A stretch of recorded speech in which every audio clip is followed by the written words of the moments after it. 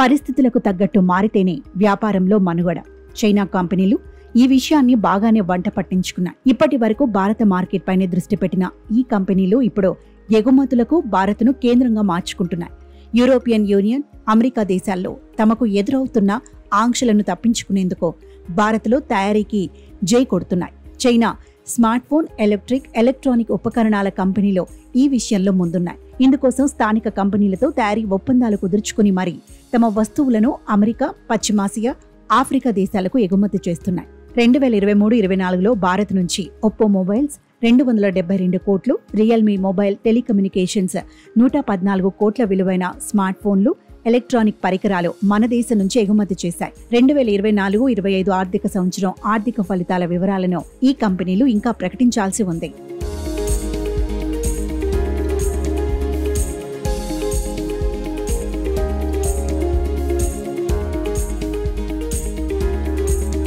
Donald Trump రెండోసారి అధికారం చేపట్టక ముందు నుంచే చైనా దిగుమతులపై అమెరికా ఆంక్షలు కఠినం చేసింది. ఈయూలోనూ ఇదే పరిస్థితి. ట్రంప్ రెండోసారి అధికారం చేపట్టాక అమెరికా చైనాపై మరింత రెచ్చిపోతోంది.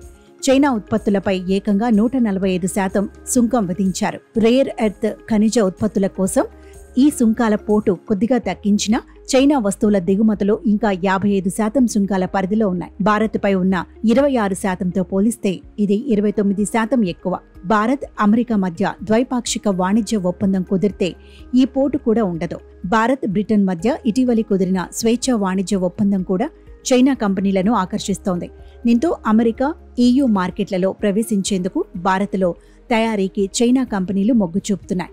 అయితే 2020 గాల్వాన్ సరిహద్దు ఘర్షణల తర్వాత కేంద్ర ప్రభుత్వం చైనా కంపెనీల పెట్టుబడులను కట్టడి చేసింది. ప్రభుత్వ అనుమతి లేకుండా ఏ దేశీయ కంపెనీలోనూ చైనా కంపెనీల పెట్టుబడులను అనుమతించటం లేదు.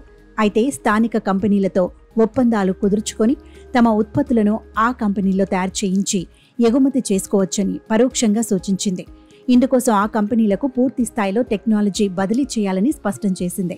గతంలో ఇందుకు ససేమిరా అన్న చైనా కంపెనీలు ఇప్పుడు అందుకు రెడీ అంటూ ముందుకొస్తున్నాయి.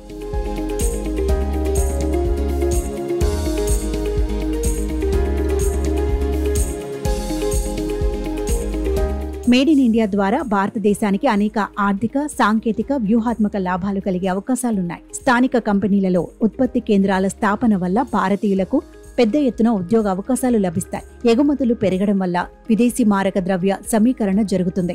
ఇది భారత ఆర్థిక వ్యవస్థను బలోపేతం చేస్తుంది. స్థానిక కంపెనీల సామర్థ్యాన్ని పెంచుతుంది. భవిష్యత్తులో స్వతంత్రంగా ఉత్పత్తి చేసే సామర్థ్యాన్ని అభివృద్ధి చేస్తుంది.